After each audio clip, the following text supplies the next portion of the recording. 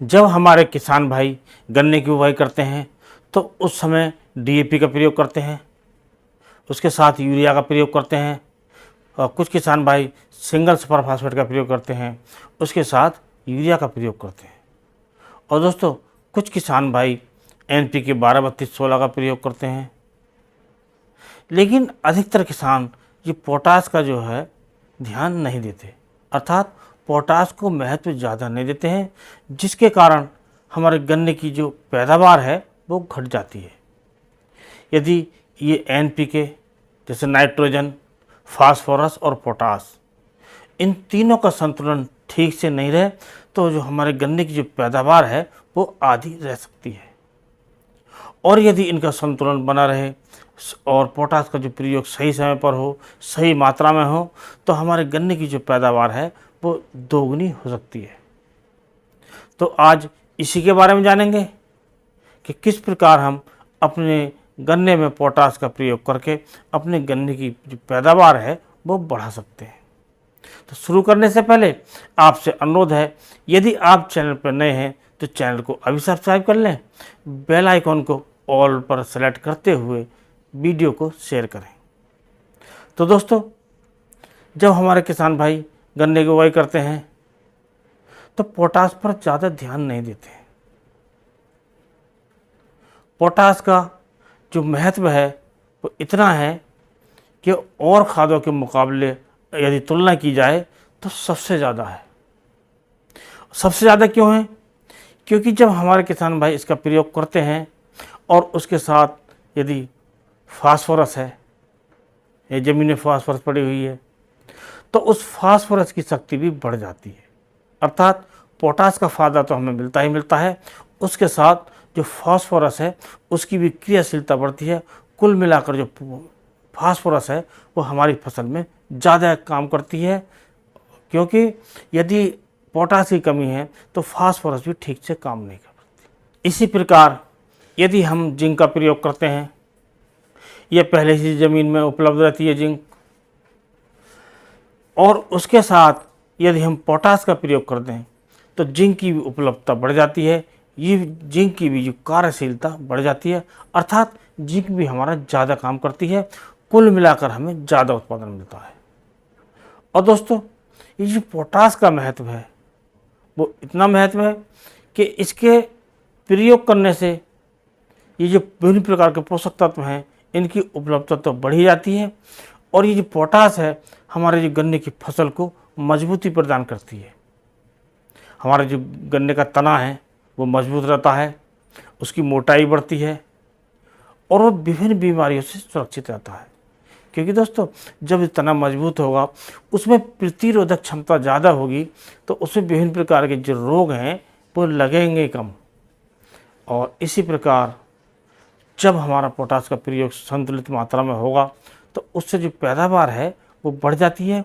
कुल मिलाकर हमें ज़्यादा उसका वजन मिलता है और उसमें शर्करा की मात्रा भी बढ़ती है, अर्थात जो रस होता है उसकी मात्रा बढ़ती है।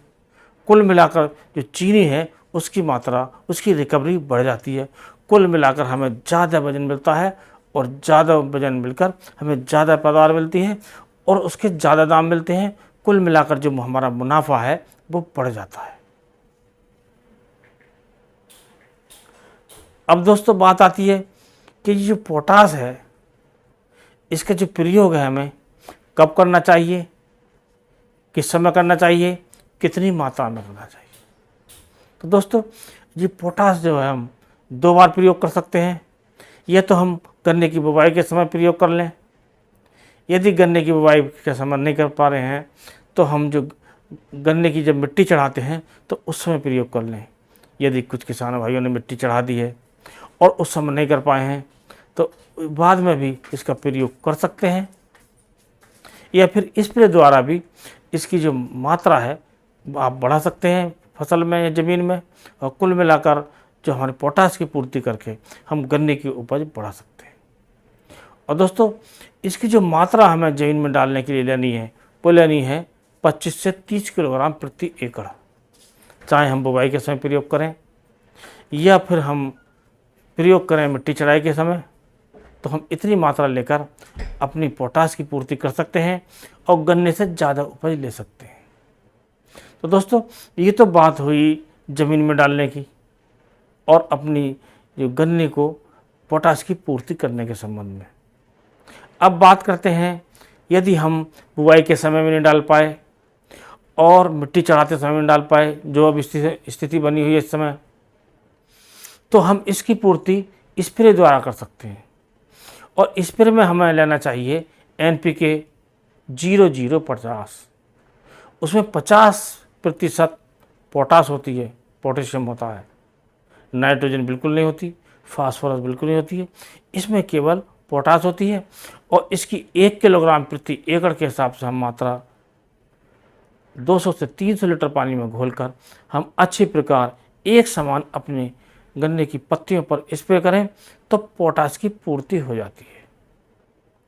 और पोटाश की पूर्ति से हमारा जो गन्ना है वो ज़्यादा विकास करता है, ज़्यादा मजबूत होता है, गिरता भी नहीं है और उससे ज़्यादा वजन मिलता है और कुल मिलाकर हमें ज़्यादा पैदावार मिलती है। अब दोस्तों, बात करते हैं, ये तो रहे कि हम ज़मीन में कैसे प्रयोग करें, चाहे बुवाई के समय करें या हम मिट्टी चढ़ाते समय करें या इस बाद में हम स्प्रे करें। अब कुछ स्रोत होते हैं प्राकृतिक स्रोत, अर्थात हम जो पोटाश को ऑर्गेनिक रूप में भी प्रयोग कर सकते हैं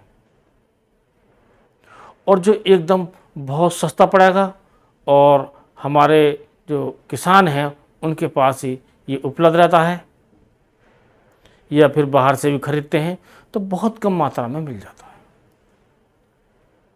तो दोस्तों, इसका जो सबसे बढ़िया जो तरीका है, जो हमारे फसल के अवशेष होते हैं, जैसे धान की पुआली होती है, ऊपर से बालियां काट ली जाती हैं तो बाद में उसे जला दिया जाता है और जलाने से भी बहुत बड़ी समस्या आती है धुएं की, और जो चलता रहता है। हर बार आप पढ़ते होंगे, देखते होंगे, सुनते होंगे कि धुएं से बड़ी समस्या आ गई दिल्ली में या दूसरे स्टेट में। और आप इसकी जो बात कर सकते हैं, ये जो अवशेष हैं फलों इसके धान के, तो इनको आप जलाएं नहीं, अर्थात उन्हें या तो फिर छोटे छोटे टुकड़ों में काट कर ज़मीन में मिलाएं या फिर उन्हें आप जो ऐसे चीज़ें इन पर स्प्रे करें, जैसे बेस्ट डिकम्पोजर होता है उसका आप प्रयोग कर सकते हैं। तो ज़मीन में ये सड़ जाता है, गल जाता है, उसमें पोटाश की मात्रा बहुत अधिक होती है जिससे हमारी ज़मीन में पोटाश की पूर्ति हो जाती है। और दोस्तों, इसी प्रकार गेहूँ के अवशेष हों या कुछ दूसरी फसल की जो पत्तियाँ होती हैं सूखी, यदि हम उन्हें ज़मीन में ही गला दें, सड़ा दें और उसका खाद बना दें तो इससे पोटाश की बहुत बड़ी मात्रा पूर्ति हो जाती है। अब दोस्तों, बात आती है दूसरे स्रोत की, तो ये स्रोत होता है राख। ये राख हम किसी भी तरह की ले सकते हैं, जैसे लकड़ी की जली हुई राख हमें मिल सकती है, या फिर कहीं बड़ी मात्रा में कोयले का प्रयोग होता है, जलाया जाता है, उससे राख बनती है, उसे हम खरीद सकते हैं, सस्ती मात्रा में मिल जाती हैं। कि किसी फैक्ट्री में तो उसे उठाने की भी समस्या होती है तो ये फ्री भी मिल सकती है, भाड़े का खर्चा देना पड़ेगा। तो इस राख को हम प्रयोग करके पोटाश की पूर्ति कर सकते हैं और इससे डबल फायदा है। ये जो राख होती है 2 प्रकार की हो सकती है, वाइट हो सकती है यानी कि सफ़ेद हो सकती है, या फिर काली हो सकती है। और काली जो राख है इसमें जो मात्रा होती है पोटाश के साथ साथ कार्बन की भी होती है। जो कार्बन की पूर्ति हम ढैंचा, सनी वगैरह बोकर उसके मिट्टी पलटने वाले हल से पलट कर सड़ा गलाकर करते हैं, वो कार्बन की पूर्ति इस राख द्वारा भी हो सकती है। और आप जानते होंगे कि कार्बन का हमारी ज़मीन में कितना महत्व है, क्योंकि कार्बन की मात्रा हमारी ज़मीन में घटती जा रही है, जिससे जो हमारी ज़मीन की जो उर्वरक क्षमता है वो भी घटती जा रही है। तो हम इस प्रकार पोटाश की पूर्ति करके अपने गन्ने से ज़्यादा उपज ले सकते हैं और वो भी अच्छी क्वालिटी के साथ। क्योंकि दोस्तों धीरे धीरे हमें और ऑर्गेनिक पर आना पड़ेगा, कि जो केमिकल हैं ये मिट्टी को, ज़मीन को, वातावरण को काफ़ी प्रभावित कर रहे हैं। हम एक साथ तो नहीं आ सकते, धीरे धीरे हमें ऐसे प्रयास करने होंगे कि हम ऑर्गेनिक पे आएँ। तो आज के वीडियो में बस इतना ही। अगले वीडियो में नए टॉपिक के साथ फिर मिलते हैं। तब तक के लिए नमस्कार।